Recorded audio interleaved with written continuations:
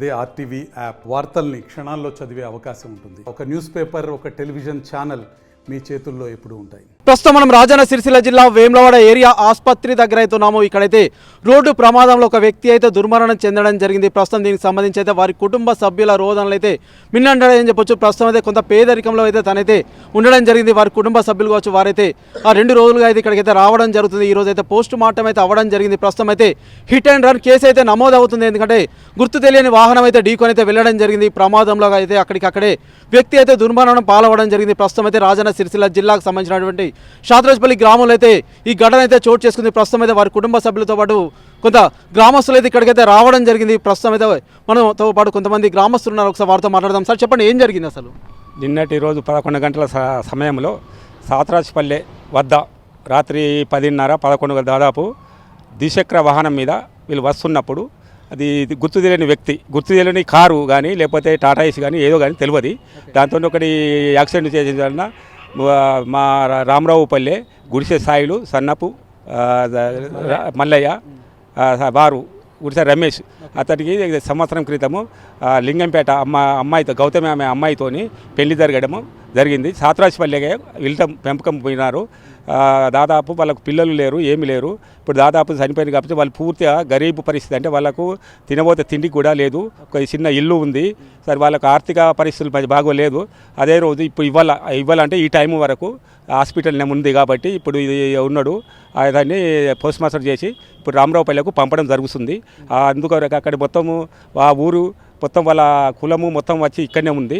ఇప్పుడు దాదాపు మనకు దీని వలన వాళ్ళ ఆర్థిక పరిస్థితి బాగలేనందున గవర్నమెంట్ కానీ ఎమ్మెల్యే గారు కానీ గవర్నమెంట్ కానీ ఏదైనా ఆర్థిక సాయం చేయాలని మేము ప్రజల తరపున కోరుకుంటున్నాం. ఏం చేస్తున్నాడు అంటే ఇప్పుడు మృతుడైతే ఏం చేస్తుండేవాడు? మృతుడు పెట్రోల్ బంక్లో ప్రస్తుతం పనిచేస్తుండే పని చేసుకొని వచ్చే టైంలో గుర్తు తెలియని వాహనాలతో ఢీకొని తాపుడు అప్పుడే స్పాట్లో చనిపోవడం జరిగింది. ప్రస్తుతం అయితే పోలీసు కంప్లైంట్ ఇచ్చారా? ఏం చెప్తున్నారు పోలీసు అధికారులు? అయితే వాహనాన్ని ఏమైనా గుర్తించారా? అదే వాహనాలను కూడా వాళ్ళు ఫోటేజ్ చూసుకుంటూ వాళ్ళు ప్రయత్నం చేస్తున్నా అంటున్నారు. ఇదివరకు ఇక్కడ జాడ దొరకలేదు. ఖచ్చితంగా ఈ 2-3 రోజుల లోపల వాళ్ళను ఖచ్చితంగా ఆ వాహనాన్ని పట్టుకుంటామని వారు చెప్తున్నారు. అంటే ఏ ఏరియాలో అయింది? అంటే సమయం ఎంత అవుతుంది చనిపోయిన టైంలో? 10:11 గంటల సమయంలో సాత్రాజ్పల్లె పెట్రోల్ బంక్ నుంచి ఆయన వర్క్ వస్తుండగా మధ్యలో 10:30 టైంలో అనుకోకుండా చనిపోవడం జరిగింది. ఏ రోజు జరిగిందండి ఇది? ఏ రోజు అంటే నిన్నటి రోజా? మొన్న రాత్రి బుధవారం రాత్రి 11 గంటలకు. ఓకే, అంటే ఆ రోజు అయితే కొంత సీఎం సభ సైతం ఇక్కడైతే ఏర్పాటు చేయడం జరిగింది. ఇక్కడికి సైతం పెద్ద ఎత్తున చాలా దూర ప్రాంతాల నుంచి సైతం ఇక్కడికైతే రావడం జరిగింది కదా. అంటే అటువంటి వాహనాలు ఏమైనా గుద్దాయని మీరు భావిస్తున్నారా? అలాంటి వాహనాలు కాదనుకుంటా బహుశా. ఏదైనా కానీ ఒక టాటా చేసా లేకపోతే ఏదో అతి వేగంతోనే జరిగింది మాత్రం అది అందరికీ తెలుస్తుంది. అది అతి తొందరలోనే బయటపడక తప్పదు.